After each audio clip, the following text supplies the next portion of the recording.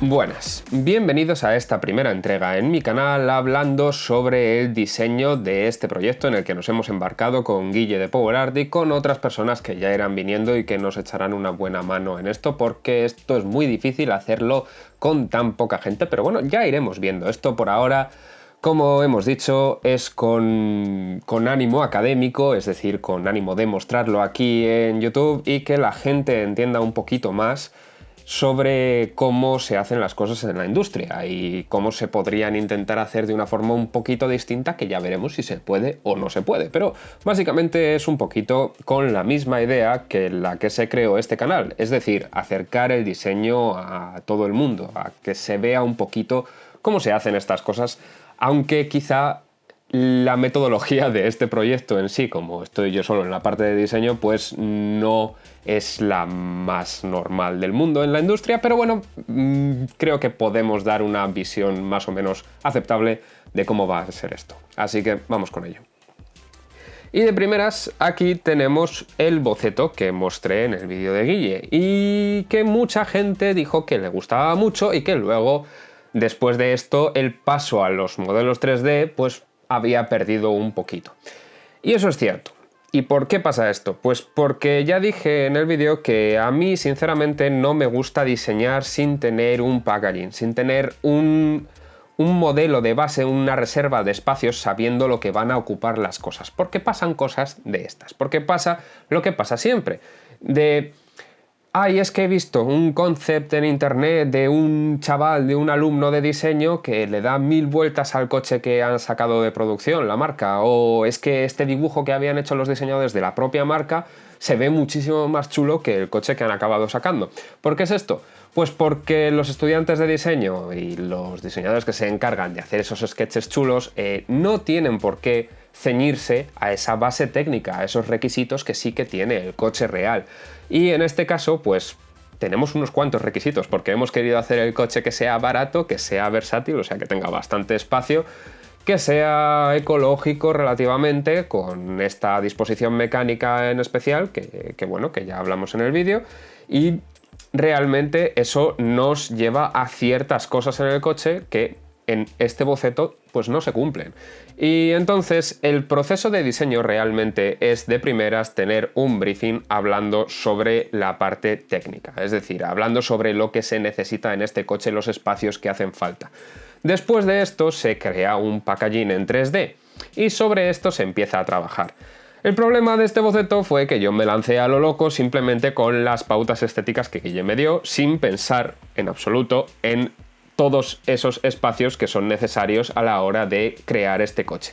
Y por eso las proporciones pues os molan, sí, porque son proporciones que están chulas, porque aquí hay muy poquita distancia de chapa sobre la rueda y eso siempre mola un montón. Pero la cuestión es que si tenemos unas llantas de 18 o 19 pulgadas como queremos tener, este coche en la realidad sería monstruoso, sería un coche de más de 5 metros de largo y más de 2 metros de ancho, simplemente por proporciones, por cómo queremos montarlo.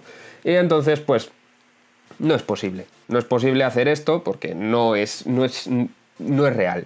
Entonces, ¿qué hay que hacer? Pues hay que tener un packaging. Y una vez se tiene el packaging, la metodología de diseño que sigo yo que esta es específica mía y que ya iré detallando en sucesivos vídeos en esta serie, es básicamente crear primero una serie de bocetos, que utilizo Photoshop normalmente. Después de realizar estos bocetos me tiro directamente a utilizar ese packaging del que hemos hablado con esa reserva de espacios y utilizo Blender para hacer un modelado muy rápido, del que ya hablaremos ahora. Pero la cuestión es que ese modelado es simplemente para ver volúmenes, puesto que yo normalmente ese modelado lo utilizo para por encima seguir metiendo Photoshop, seguir metiendo bocetos y así crear distintas versiones, distintas opciones para llevar una línea de diseño. Y es que en principio este coche, digamos que aquí quedaba como más enfocado, como que tenía un poquito más de sentido estéticamente de lo que se ha ido viendo en el modelado 3D.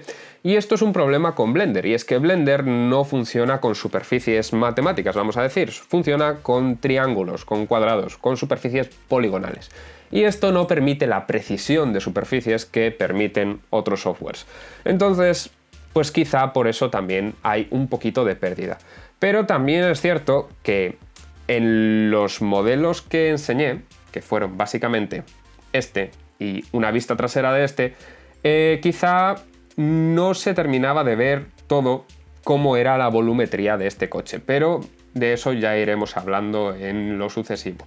Como os digo, primero se empieza con bocetos, después me tiro a utilizar el packaging para poder respetar un poquito esto, después se crea ese modelado básico en Blender, en mi caso, básicamente. O sea, luego hay gente que se tira directamente a hacer esto en superficies bien hechas, pero a mí me resulta mucho más rápido Blender, básicamente no por el tiempo de modelado en sí del coche, sino por lo fácil que es modificar este modelo a posteriori.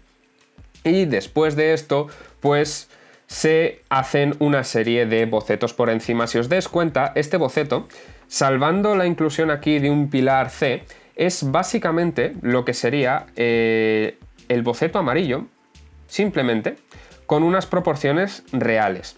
Y esto nos lleva a algunos problemas y a alguna pérdida un poquito de la esencia que teníamos. Pero la cuestión es que este boceto cumplía casi al 100%, porque a Guille ya me dijo que esto era lo que quería exactamente, era lo que tenía en mente, porque también él me hizo un bocetillo rápido en el briefing y eran las claves estéticas que él quería. El problema es que si queremos mantener, por ejemplo, esta línea que viene por aquí y se corta aquí con la rueda, es un poco difícil en esta volumetría, y aquí, por ejemplo, pues se pierde y deja mucha más chapa encima. Por eso hemos intentado optar por unos pasos de rueda un poquito más marcados. Pero estos son cosas que se van viendo en el 3D. Y lo que quiero que se entienda bien aquí, quizá, es que en este sentido es un proceso muy largo. Y lo que estamos mostrando aquí, que normalmente yo soy de mostrar los proyectos prácticamente cuando están terminados, porque no me gusta mucho que se vea todo el proceso guarro, vamos a decir, todo el proceso sucio, como por ejemplo es este boceto, porque este boceto no tiene nada de gracia, este boceto no es bueno, simplemente es un boceto para mirar cosas. Y es un boceto de trabajo. A mí no me suele gustar enseñar esto, pero en este proyecto, como queremos enseñar todo este proceso, pues vamos a ir enseñándolo poco a poco. Y lo que quiero que entendáis es que este proceso está siendo ahora mismo en tiempo real. Lo estamos llevando a cabo ahora mismo y es un proceso muy largo. Porque después de este modelo en Blender, una vez se está contento con ello, después de haber hecho Photoshop para modificar cosas y volver a meter otras cosillas, intentar traer la esencia quizá de este boceto que sí, que nos gustaba a todos, básicamente, intentar hacer que se parezca lo máximo posible a esto, traer más la esencia de esto al modelo 3D. Una vez tenemos eso en Blender, que lleva muchísimo tiempo, porque como digo, es mover cositas un poquito para allá, un poquito para acá. Hay una diferencia abismal si, por ejemplo, cojo esta superficie y la bajo 5 milímetros. Es que 5 milímetros hace una diferencia tremenda. Y son ese tipo de cosas las que llevan muchísimo tiempo y es lo que nos va a llevar más tiempo a nosotros, básicamente. Es tener esa iteración de sucesivos cambios que es que van a hacer que el coche se vea bien, y es lo que, ya digo, que lleva más tiempo. Porque hacer el modelado de esto, pues sinceramente un modelado guarro como este me lleva un día o menos. Y después de eso, todas las modificaciones pues llevan relativamente poco tiempo. El problema es que se hace una modificación, mejor o peor, es un poco como el oculista, mejor o peor. Pues me gusta más, pues me gusta menos, vamos a volver a lo otro. Ah, mira, pues viendo esto quizá tenemos que hacer esta otra cosa. Y es así, es ir probando cosas y hay muchas cosas que se quedan por el camino y es mucho tiempo consumido. Entonces, después de esto, una vez está completamente contento con esto, se tira a un diseño de superficies más correctas. Porque, por ejemplo, aquí en Blender, en este tipo de modelado que he hecho, porque no he tenido mucho cuidado a la hora de hacerlo, simplemente quería hacer una forma base, me gustaría que esta superficie, según viniera aquí, creara un brillo en Z. Y aquí, obviamente, pues ni está ni se le espera, porque es muy complicado conseguir controlar eso perfectamente con un modelado poligonal en el que no estés específicamente haciendo un modelado poligonal para que quede bien, sino para un modelado de diseño, para hacer algo rápido. Entonces son ese tipo de cosas que aquí no se van a llegar a ver y no se van a llegar a controlar del todo bien, y para eso se necesita ese diseño de superficies que llega después. Llega en un programa que normalmente es Alias, es Autodesk Alias, y que es pues bastante complejo, pero que es maravilloso porque te permite un control de las superficies que lo puedes tener todo a tu gusto. Yo personalmente no soy modelista.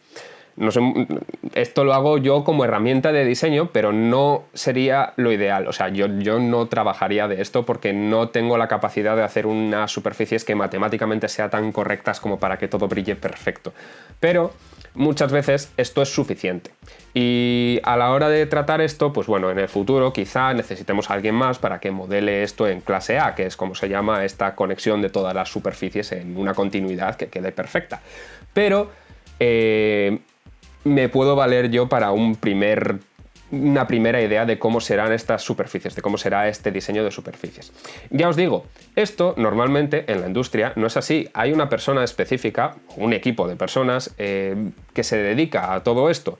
Y en este caso, pues estoy yo aquí solo, es lo que hay, y estamos, bueno, pues estamos el equipo con Guille y con más gente para poder intentar llevar esto a un puerto aceptable, porque al final es que se necesita un equipo más grande para tener esto, y yo pues puedo diseñar, pero si no tengo a alguien que me diga esto mejor o esto peor, yo tengo mi criterio, pero al final en un diseño, cuando estás todo el rato encima en un mismo proyecto, al final hay cosas que las pierdes de vista y no te das cuenta.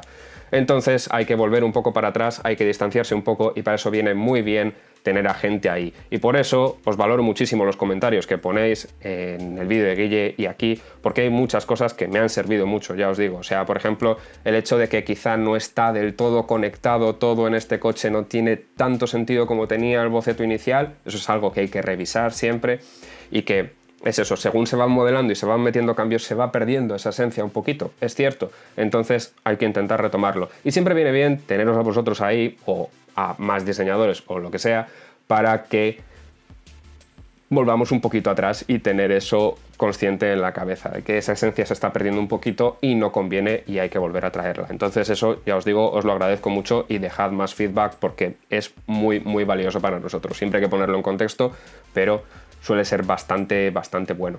Y por ejemplo, otra cosa que nos gustaba mucho es este corte aquí, que quizá encajaba mejor en el boceto, y que bueno, esto es cuestión de traerlo un poquito para acá, o esto para acá, o hacer el ángulo este un poquito más acusado para que sea un octógono y no parezca tanto una elipse.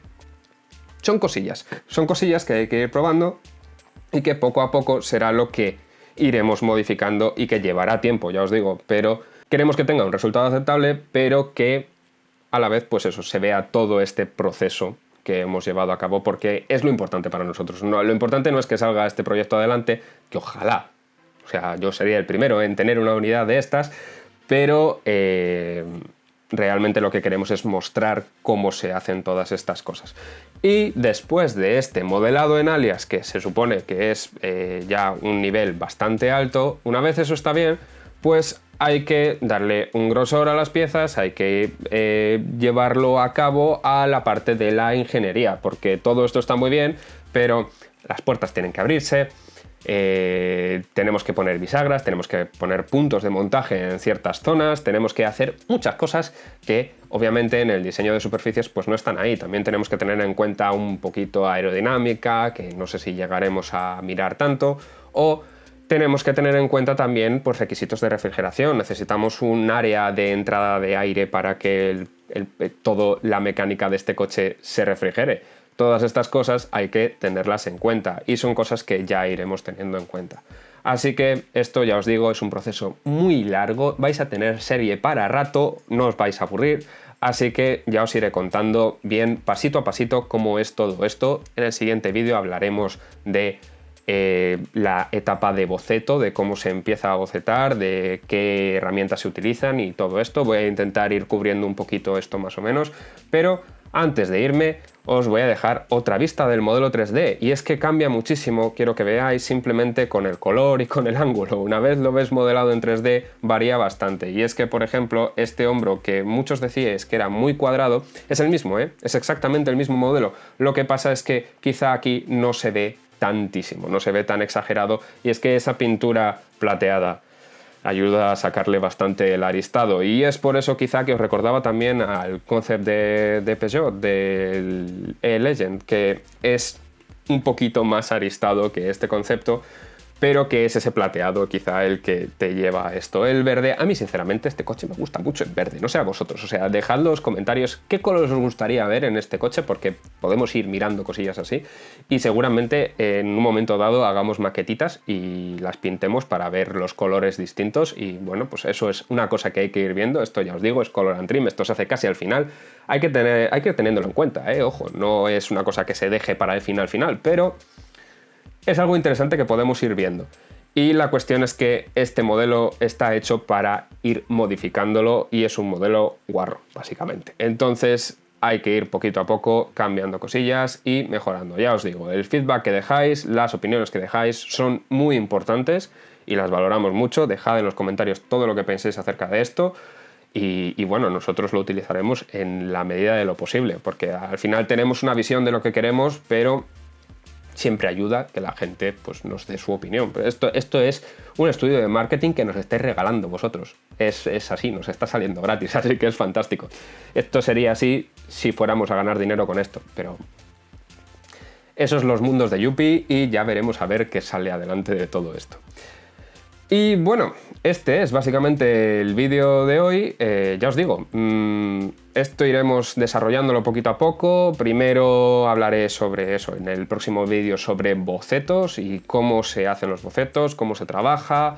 Yo personalmente utilizo tableta siempre, trabajo en digital prácticamente el 100% del tiempo.